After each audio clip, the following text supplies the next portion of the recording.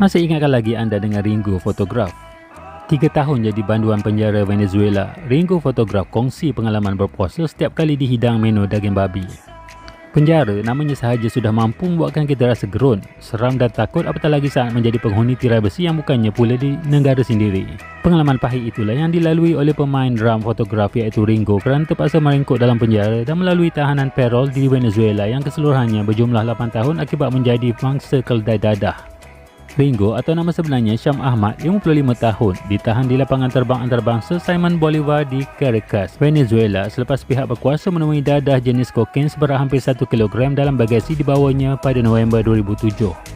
Semuanya gara-gara ketika itu dia bersama rakan-rakannya menyertai aktiviti himpunan anak seni berada di Venezuela. Diminta seorang teman yang baru dikenalinya membawakan beg dalam perjalanan menuju ke Spanyol. Tanpa mengetahui ada dadah dalam beg berkenaan, Ringo ditahan di lapangan terbang itu sewaktu mahu mendaftar masuk. Berita penahanan Ringo turut mengejutkan dunia hiburan tanah air, apatah lagi menurut laporan sebelum ini, dadah yang ditemui dalam begnya seberat 4.6 kg mendedahkan dia kepada hukuman penjara sehingga 15 tahun. Negara berkenaan tidak mengenakan hukuman mati bagi bersalah berkaitan dadah. Melalui sumber daripada wawancara bersama wartawan, Ringo mendedahkan dia menjadi mangsa kerana percayakan rakan yang baru dikenali. Katanya ketika diminta membawa beg untuk ke Spanyol, dia tidak mengisyaki ada niat tersembunyi rakannya itu sehinggalah dia ditahan dan seterusnya didapati bersalah oleh mahkamah negara itu.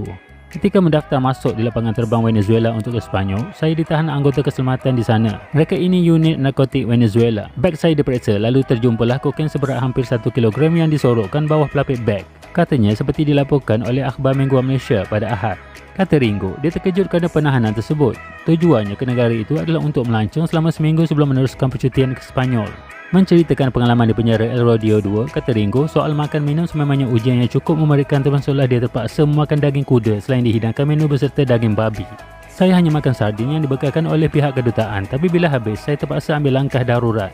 Daging kuda pun saya makan. Namun kalau menunya daging babi, saya akan berpuasa. Sarapan pula hanya daging dan telur, ujar Ringo. Menurut Ringo, aktiviti utama banduan negara itu ialah bergaduh kerana ia antara hiburan mereka, namun ia tidak lama. Mereka akan berbaik semula selepas itu.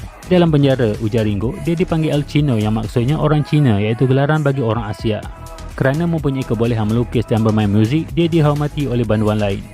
Ringo juga mendapat sumber kewangan daripada keluarganya di Malaysia melalui royalti lagunya. Dengan wang sebanyak RM500, ia boleh bertahan selama 3 bulan dan wang itu juga Ringo mampu mengupah banduan lain membasuh pakaiannya. Istimewanya di penjara negara itu, kata Ringo, waktu lawatannya ditetapkan sebanyak 3 kali seminggu iaitu setiap Rabu, Sabtu dan Ahad. Sebelum waktu lawatan, para banduan akan bertungkus lumus untuk mencantikkan sel bagi membuktikan kepada pelawat mereka bukannya hidup tidak terurus dan menyedihkan di dalam penjara. Kami pasang belon, mengecat dan bersihkan setiap sel kerana kami perlu tunjukkan kepada pelawat yang datang di mana banduan di sini bukanlah tinggal dalam keadaan tidak terurus dan menyedihkan, katanya. Menariknya juga, kata Ringo, para isteri dibenarkan bertemu suami masing-masing iaitu sekali setiap bulan untuk melakukan hubungan intim. Bercerita bagaimana dia dibebaskan, ujar Ringo, selepas 3 tahun berada dalam penjara, dia menjadi anak angkat kepada salah seorang keluarga banduan yang dikenali dalam penjara itu. Langkah itu adalah salah satu syarat untuk dia bebas di penjara dan melayakkan dia memohon parol. Seseorang banduan luar perlu mempunyai tempat tinggal di negara berkenaan untuk melayakkan mereka memperoleh parol dan cara terbaik memiliki keluarga angkat. Selepas keluar penjara, dia tinggal di sebuah hostel yang disediakan kerajaan negara itu dan bekerja menjual lukisan kerana bakatnya sebagai pelukis. Ringo juga menjadi penghantar barang untuk kedai runcit milik peniaga Arab dan akhirnya bekerja sebagai pembantu peribadi kepada ahli perniagaan Pakistan. Menyedihkan selepas tahun sebelum tempoh parolnya berakhir, Ringo mendapat berita bapanya meninggal dunia. Ringo kini meneruskan kerjanya sebagai pelukis di Damansara, Selangor. Ketika bersama fotograf yang popular dengan lagu Di Alam Fana Cinta, Ringo antara anggota kumpulan yang sering menjadi tumpuan peminat kerana wajah kacaknya selain penyanyi utama kumpulan itu Syamrin. Satu temu bual melalui The Star pada 2008 bagi mengulas penahanan Ringo. Syamrin berkata dia terkejut dengan pengkhabaran itu namun tidak mampu berbuat apa-apa kerana ia berlaku di luar negara. Bagaimanapun, Syamrin percaya apa yang terjadi itu adalah salah satu penganiayaan terhadap Ringo. Syamrin meninggal dunia pada 11 November 2010 akibat serangan jantung. Apa pendapat anda? Dah tonton, jangan lupa like, komen dan share ya.